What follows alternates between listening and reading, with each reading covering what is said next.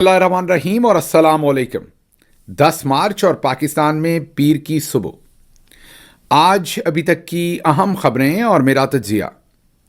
आज की सबसे पहली खबर आपके सामने चैंपियंस ट्रॉफी के बारे में रखते हैं। चैंपियंस ट्रॉफी का फाइनल हुआ जिसमें इंडिया नंबर 1 डिक्लेयर हुआ। नंबर 1 नहीं, नंबर 1, क्योंकि नंबर 1 की पोजीशन अभी भी हमारे पास है। नंबर 1 की पोजीशन इसलिए हमारे पास है कि हम नीचे से नंबर 1 आए हैं, मतलब नंबर 1 आए हैं, क्योंकि इस चैंपियंस ट्रॉफी के टूर्नामेंट जिसके हम होस्ट थे, हम इस टूर्नामेंट को करवा रहे थे, इसमें से सबसे पहले बाहर हम हुए थे। तो ये एजाज़ हमारे पास है। इस वजह से नंबर 1 की पोजीशन हमने अपने पास रखी हुई है। हाँ, ये बात और है कि कल रात खेले गए फाइनल में हिंदुस्तान ने न्यूजीलैंड को हराकर नंबर 1 की पोजीशन हासिल की। लेकिन उसके साथ साथ बहुत ही शॉर्ट खबर ये रखूँगा क्योंकि अगली खबरों की तरफ बढ़ना है। बहुत ही अहम खबरें हैं आज इस व्लॉग में भी। तो जो इसमें इम्पॉर्टेंट एस्पेक्ट है वो तो चले, हम नंबर 1 आ गए, पहले ही निकल गए, 14 अरब एक स्टेडियम पे लगा दिए और पता नहीं क्या कुछ किया, और जो हमारा अपना टूर्नामेंट था वो भी हिंदुस्तान के खाते में डाल के बाहर जाके खेलते रहे। हिंदुस्तान भी खेलने ना आया, फाइनल मैच भी पाकिस्तान ना हुआ, तो वो सब कुछ तो हो गया।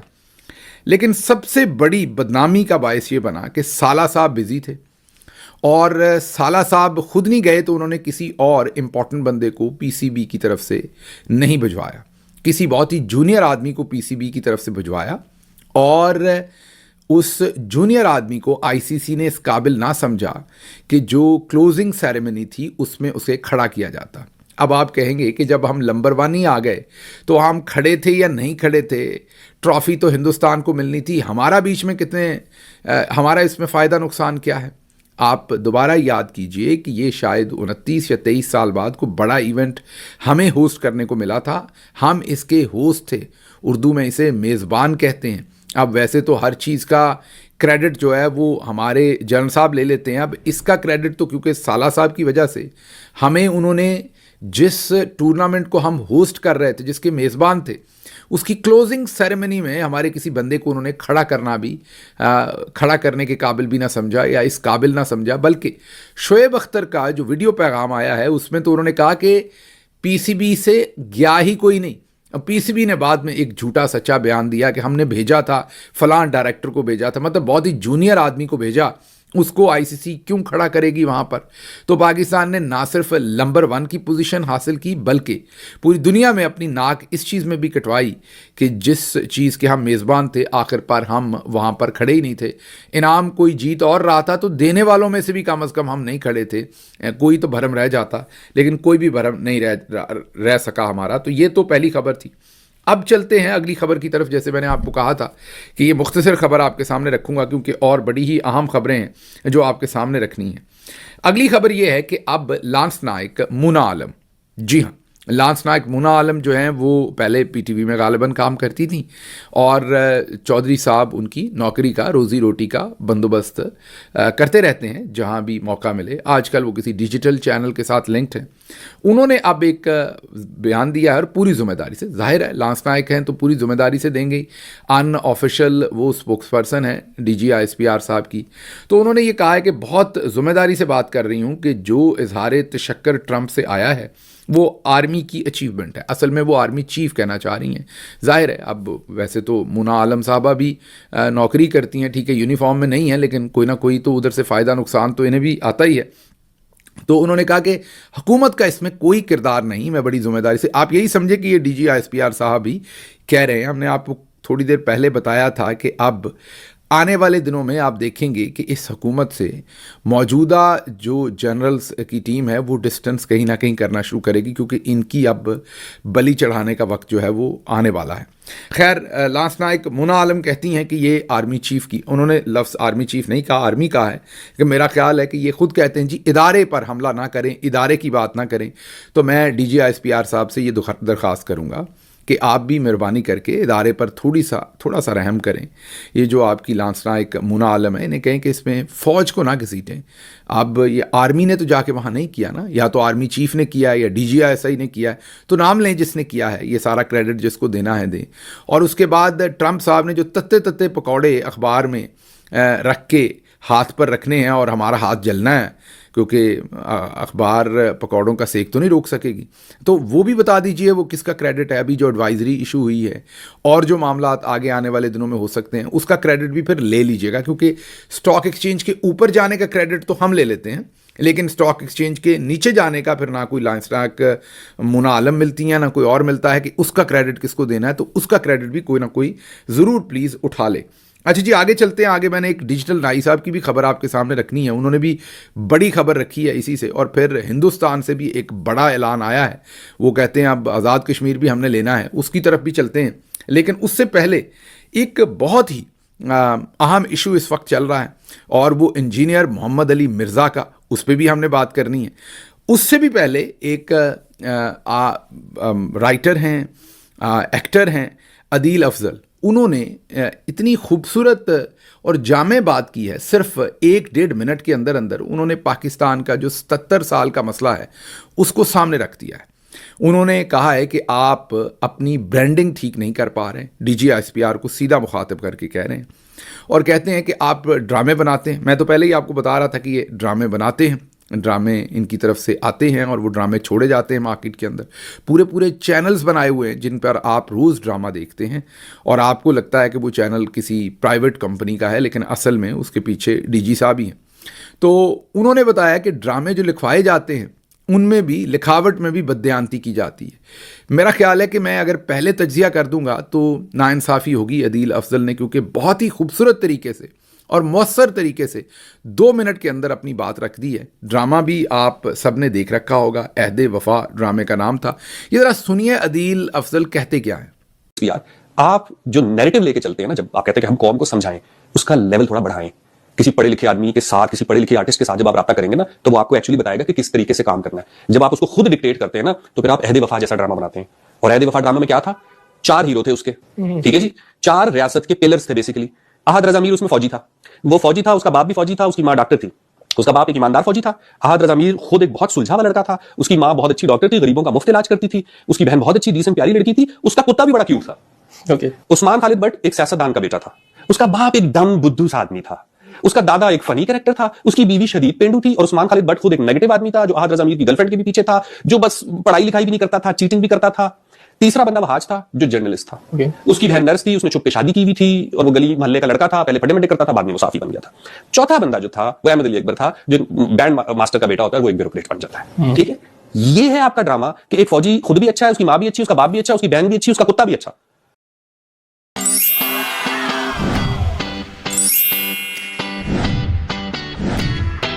اور باقی کے جو 3 ہیں ان کا شجرہ نسب بھی ٹھیک نہیں, ان کے گھر والے بھی ٹھیک نہیں, ان کی زندگی بھی ٹھیک نہیں, وہ خود بھی ٹھیک نہیں. یہ ڈرامہ آپ بنائیں گے, یہ انویسٹمنٹ آپ کریں گے, کن سے لکھوا رہے ہو, کن سے بنوا رہے ہو. اگین اس میں میں رائٹر ڈائریکٹر کو دوش نہیں دوں گا, کیونکہ میں دونوں کو جانتا ہوں. ٹھیک ہے, جس نے بنوایا ہے نا, اس نے ڈنڈے کے زور پہ یہ کہانی لکھوائی ہے.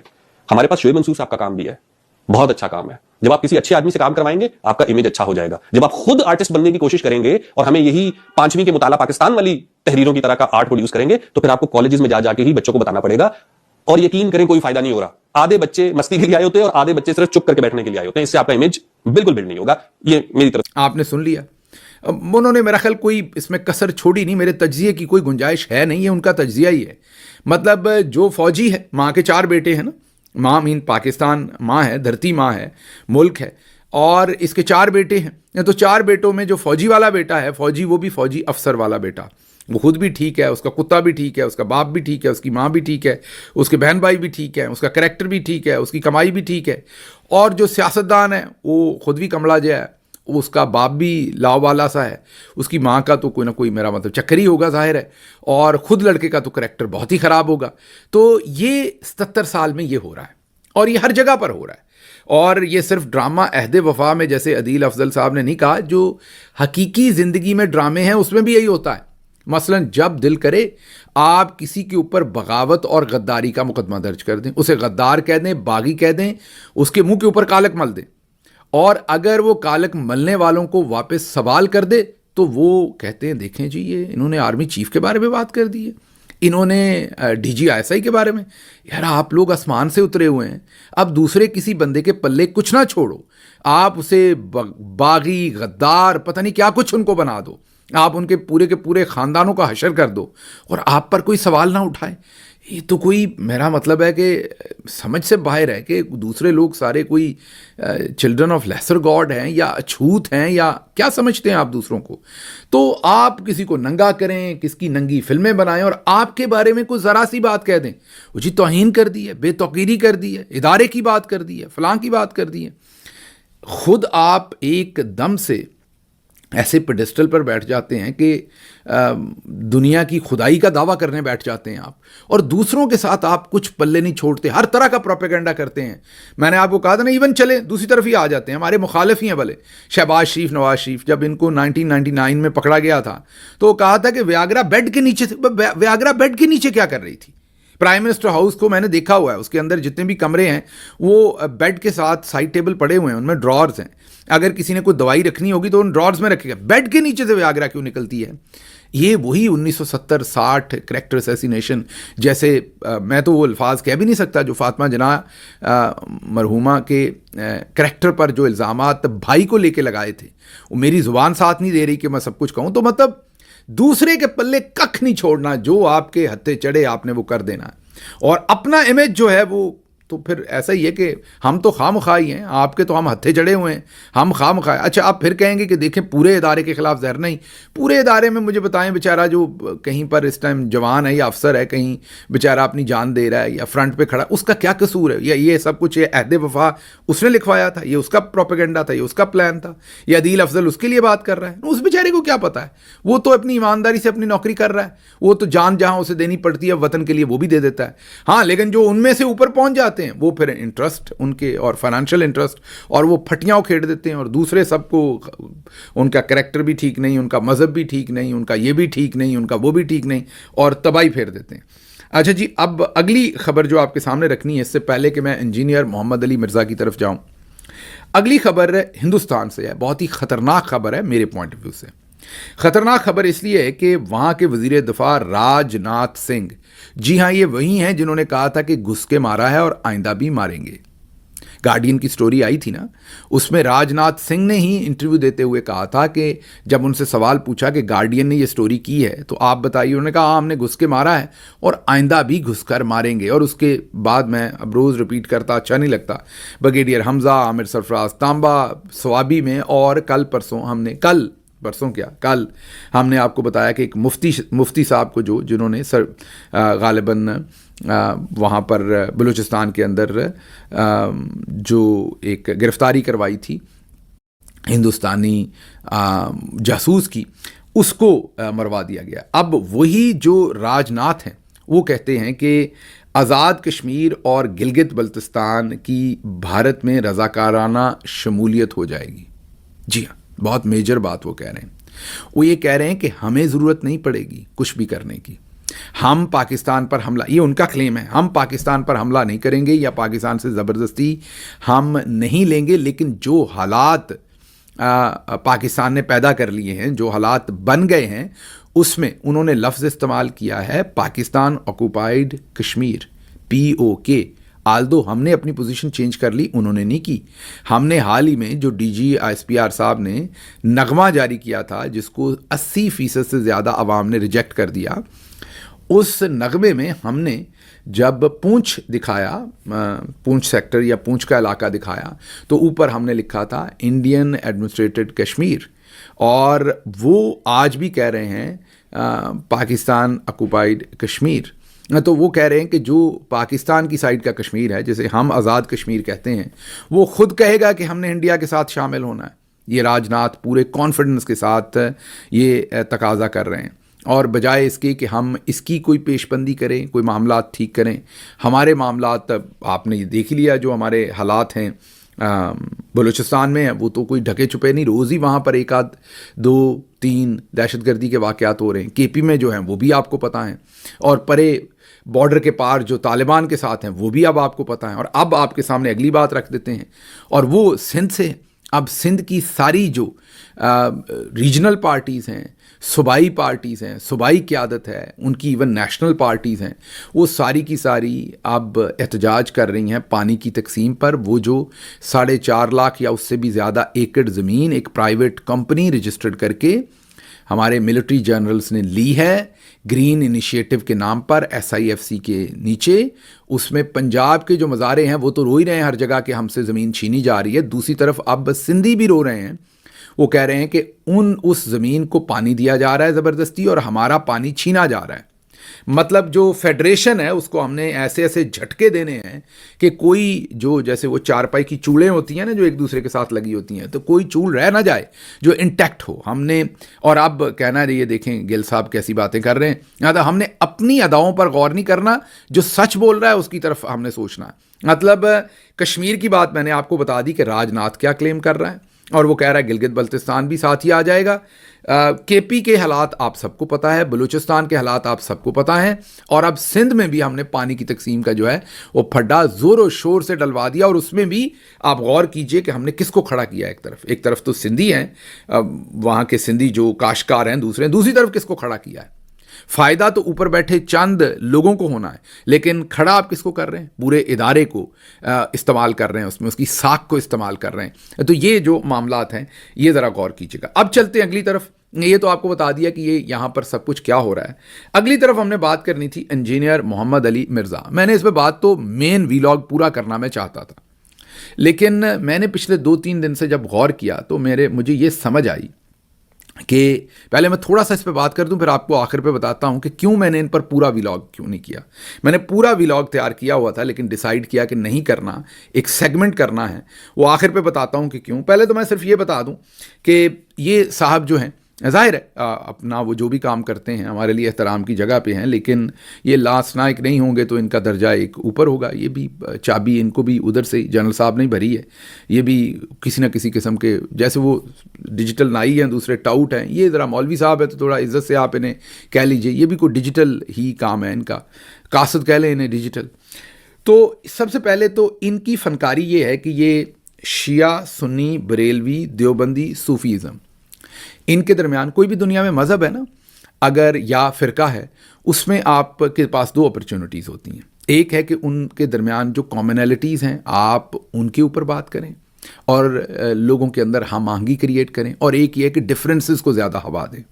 یہ صاحب جو ہیں جتنا بھی میں نے ابھی 1-8 دن پہلے ہی میں نے انہیں سنا, پہلے تو میری یہ کبھی نظر میں سے ہی نہیں گزرے تھے کہ یہ کون ہے, لیکن شور مچا ہوا تھا. عمران ریاض نے بھی ان پر بات کی, آفتاب اقبال صاحب نے بھی بات کی, تو مجھے لگا کہ یہ کوئی شخصیت ہے. پھر ایک اور ہمارے UK سے دوست ہیں, انہوں نے کال کر کے کہا کہ آپ بھی اس پر ضرور بات کریں. تو میں نے پھر جب ان کو دیکھا تو مجھے سمجھ آئی, ان کی فلسفی سمجھ آئی کہ کیونکہ پاکستان میں ہم ویسے بھی ریگریسو سوچتے ہیں, نفرت کو زیادہ ہم ہوا دیتے ہیں, زیادہ پسند کرتے ہیں. تو یہ شیعہ, سنی, بریلوی, دیوبندی, صوفیزم, مثلا صوفیزم کے خلاف چلے جائیں گے کہ یہ شرک کرتے ہیں, بدعت کرتے ہیں, دربار پہ یہ کر دیا. شیعہ کے خلاف کوئی اور بات کر دیں گے, سنی کے خلاف کوئی اور. تو جو ڈفرینسز ہیں نا یہ ان کو ہوا دیتے ہیں. اس میں ان کی اپنی مارکیٹنگ تو بہت ہوتی ہے, لیکن ملک کے اندر انتشار پھیلے تو اس سے ان کو کوئی لینا دینا نہیں. مقصد آپ کو پتہ ہی ہے کہ بے وقوف بنانا. اچھا, پھر یہ ہر چیز کے اوپر مناظرے کا چیلنج کرتے ہیں. میں نے ایک ویڈیو دیکھی, مفتی مسعود صاحب وہ جہلم پہنچے ان سے مناظرے کے لیے, یہ آگے سے غائب ہو گئے. پھر یہ بار بار پوچھتے رہے کہ خان صاحب کدھر ہیں اور ان کے بچے کدھر ہیں. ذرا ایک ویڈیو دیکھیے گا جس میں یہ اپنے بچوں کا کیا ذکر کر رہے ہیں, یہ ذرا دیکھیے. میں اپنے بچوں کو بتا رہا ہوں کہ ان پولیٹیکل لیڈرز کے پیچھے اپنے مستقبل کو برباد نہیں کرنا. ان کے بچے باہر کے ملکوں میں بیٹھے ہوئے ہیں, تمہیں یہاں پہ مروا رہے ہیں. کتنے خان صاحب کے بچے باہر جی, وہ پالیٹکس میں نہیں ہے. اچھا جی, اور ابھی تو رکو, کلائمیکس ابھی باقی ہے. دیکھیں میں نے اپنے بچوں کو بھی اس فیلڈ میں نہیں ڈالا, مجھے پتہ ہے مشکل کام ہے. میرے آپ کو بچے بھی کبھی اکیڈمی میں نظر نہیں آئیں گے, کبھی کبھار کبھی شوقیہ آ جائیں تو میں ان کو ادھر لاتا بھی نہیں ہوں. سیکیورٹی ایشوز بھی ہوتے ہیں, ویسے بھی انہوں نے تو خیر باہر ہی سیٹل ہو جانا ہے, میرے بھائی انگلینڈ ہے. تو آپ نے کال اور فیل میں تضاد دیکھ لیا. اچھا, اب میں لمبی اس ڈسکشن میں اس لیے نہیں جانا کہ آگے ایک خبر اور ہے وہ آپ کو دینی ہے کہ یہ کہتے ہیں کہ میں جن ہوں, بلکہ یہ کہتے ہیں کہ میں شیطان ہوں. ہاں جی, آپ کو لگے گا میں غلط کہہ رہا ہوں, انہوں نے خود کلیم کیا کہ میں شیطان ہوں. یہ ذرا پہلے تو یہ سن لیجئے گا کہ یہ ایک بچی ہے, یہ جین زی کی بچی ہے. یہ تو اپنے آپ کو جن کہہ رہے ہیں, دیو کہہ رہے ہیں, شیطان کہہ رہے ہیں آخرکار مرزا صاحب تو, لیکن ان کو نہیں پتا کہ یہ جو جین زی ہے نا, جنریشن زی, یہ اگر دیو ہے, شیطان ہیں یا جن ہیں, تو یہ جو جن کے مقابلے میں جین زی ہے نا, یہ ان کی بھی ابا ہے. میں علمی اعتبار سے بات کر رہا ہوں. اس بچی نے دیکھیے کس طریقے سے 1 منٹ میں انہی کے جو ڈفرنٹ کال و فیل میں تضاد تھا اسے سامنے رکھ کے انہیں شیطان ثابت کر دیا ہے. تو جین زی کا کارنامہ یہ ذرا دیکھیے. وہ بھی کیا دن تھے. ہاں ہم بھی ایک جن تھے, آج ہم دیو ہیں, جنوں کے بھی پیو ہیں. ہاں ہم بھی جن رہے ہیں بھائی, ہمیں کو پتا تھا ہم نے اتنا بڑا دیو بن جانا ہے. اچھا تو مطلب آپ دیو ہیں. ویسے مرزا صاحب یہ دیو کا مطلب کیا ہے؟ دیو کہتے ہیں شیطان کو, دیو کہتے ہیں شیطان کو. ہاں جی ہاں. یہ دیکھ لیا بھائی صاحب خود ہی اپنے آپ کو شیطان ڈکلیئر کر رہے ہیں. تو جب انہوں نے خود ہی شیطان کہہ دیا اپنے آپ کو تو پھر ہم تجزیہ کرنے والے کون ہوتے ہیں؟ یہ شیطانی کام ہی کر رہے ہیں. اور کیا کر رہے ہیں وہ میں آپ کو بتاتا ہوں, لیکن جاتے جاتے ایک لطیفہ سنا دیتا ہوں کہ ایک دفعہ شیطان اسی طرح کے کوئی شیطان, یہ خود اپنے آپ کو شیطان انہوں نے کہا ہے, اسی طرح کے ایک شیطانی تھے, انہوں نے کہا یا شیطان تھے کہ میں ہر ایک کو, مجھے کوئی کنٹرول نہیں کر سکتا, میں سب کو سیدھا کر لیتا ہوں. تو انہوں نے کہا اچھا تم بچوں کو سیدھا نہیں کر سکتے, جیسے ابھی ہم جین زی کی بات کر رہے ہیں کیونکہ بچے ہر دور کے تیز ہوتے ہیں. تو وہ گدھا بن کے بچوں کے درمیان میں گھومنا شروع ہو گیا کہ دیکھتا ہوں میرا کیا کرتے ہیں. تو بچے کھیل رہے تھے, گاؤں کے بچے تھے, انہوں نے پکڑ لیا, کوئی 2 اس کی گردن کے ساتھ لپٹ گئے, کوئی 10 اس کی پیٹھ پر چڑھ گئے. جگہ نہ بچی تو ایک ڈنڈا تھا, وہ پھر ڈنڈا جہاں پر رکھا جا سکتا تھا یا جہاں پر وہ ایڈجسٹ ہو سکتا تھا کر کے بچے اس ڈنڈے پر بھی بیٹھ گئے. تو وہ جو شیطان تھا اس نے کانوں کو ہاتھ لگایا, اس نے کہا بچوں سے پنگا نہیں لوں گا. تو میں یہی کہوں گا انجینئر صاحب آپ یہ جین زی سے پنگا نہ لیں, یہ آپ کو نہیں پتہ لگنا انہوں نے کیسے کیسے معاملات کو ایڈجسٹ کر کے انہوں نے اپنا کام چلانا ہے, آپ کو سمجھ نہیں آنی. یہ میں نے آپ کو ایک ٹریلر دکھایا یہ بچہ پارٹی کیا کرتی ہے بندے کے ساتھ تھوڑی سی دیر میں. تو خواہ مخواہ انہوں نے آپ کو مرغا بنائے رکھنا ہے اور آپ کو وہاں سے چابی چڑھی ہے جنرل صاحب کی, مزدوری کریں, آئی انڈرسٹینڈ, لیکن اتنا آگے نہ جائیں کہ آپ کفر کے فتوے دیں اور پتہ نہیں کیا کچھ آپ شروع کیا ہوا ہے آپ نے. تو میرا خیال میں تھوڑی سی آپ کو مہربانی کرنی چاہیے. اب میں آخری بات بتاؤں کہ میں اس پہ کیوں پورا ولاگ نہیں کیا. میں نے بات تو اس لیے کرنی پڑی کہ کیونکہ یہ بات چل رہی ہے اور جو لوگ مجھے سنتے ہیں ان میں سے بہت سارے تو ایسے ہیں جو دوسرے دوستوں کو بھی سنتے ہیں, لیکن کچھ ایسے ہیں جو شاید دوسرے ان دوستوں کو نہ سنتے ہوں جنہوں نے یہ بات کی ہے, یا وہ میرا پوائنٹ آف ویو بھی اس پر سننا چاہتے ہوں, اس لیے مجبوراً اس پہ بات کرنا پڑی. لیکن میرا انالیسس یہ ہے کہ یہ سارے کا سارا جو شیطان چھوڑا گیا ہے یہ ISPR یا ISI کی طرف سے چھوڑا گیا ہے.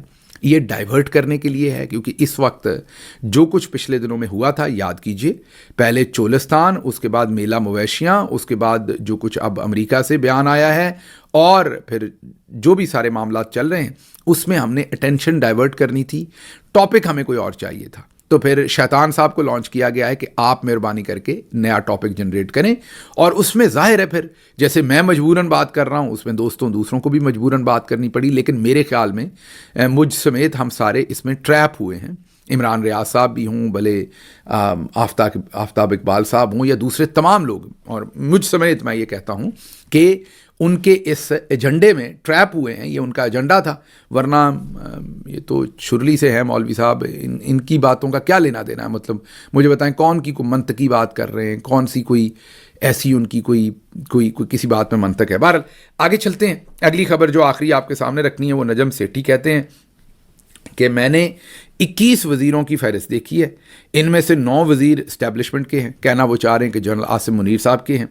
اسٹیبلشمنٹ پاکستان میں کوئی نہیں ہے, ایک آرمی چیف ہوتا ہے. اچھا اکثر آپ کو یہ لوگ کہیں گے کہ وہ آرمی چیف اپنی مرضی کرتا ہے, وہ DG ISI اپنی مرضی کرتا ہے. ہو سکتا ہے کبھی کبھار پاکستان میں جب بیرونی اسٹیبلشمنٹ کے ہاتھ کہیں اور مل جائیں, جیسا کہ جنرل اشفاق پرویز کیانی جب DG ISI تھے تو مشرف کے خلاف ان کی بات چیت باہر طے ہو گئی تھی. لیکن 99% ٹائم آرمی چیف ہی ہوتا ہے بس, اور کوئی اسٹیبلشمنٹ نہیں ہوتی. وہ اکیلا ہے, ہی کالز دا شاٹس, اور جس کو اس نے جو کرنا ہے اسی نے کرنا. تو ہم اسٹیبلشمنٹ کہہ کے, ملٹری اسٹیبلشمنٹ کہہ کے ہم ایسے ہی تردد کرتے ہیں. یہ بنیادی طور پر یہ جنرل صاحب ہیں جو کچھ بھی ہے وہی کر رہے ہیں. تو انہوں نے کہا جی کہ 9 وزیر ان کے ہیں, 4 وزیر جو ہے وہ وڈے میاں صاحب کی فرمائش پر لگے ہیں. شہباز شریف نے بھی اپنا حصہ رکھنے کے لیے 7 وزیر لگائیں. اور یہ اگر میری گنتی غلط ہے تو یہ 7 اور 4 11 ہوتے, 11 اور 9 20 ہوتے ہیں. تو نجم سیٹھی صاحب ڈنڈی مار گئے نا. یہ جو ایک ہے یہ آپ نے نہیں بتایا کہ یہ کس نے, یہ بھی بتا دیتے کہ سالہ صاحب نے لگوایا ہے. چلیں بار وہاں آپ کے پر جلتے ہوں گے اس لیے آپ نے نہیں بتایا. تو خیر خبریں اور بھی تھیں. مجھے یہاں سے اجازت دیجیے. اللہ آپ کا حامی و ناصر ہو. پاکستان زندہ باد.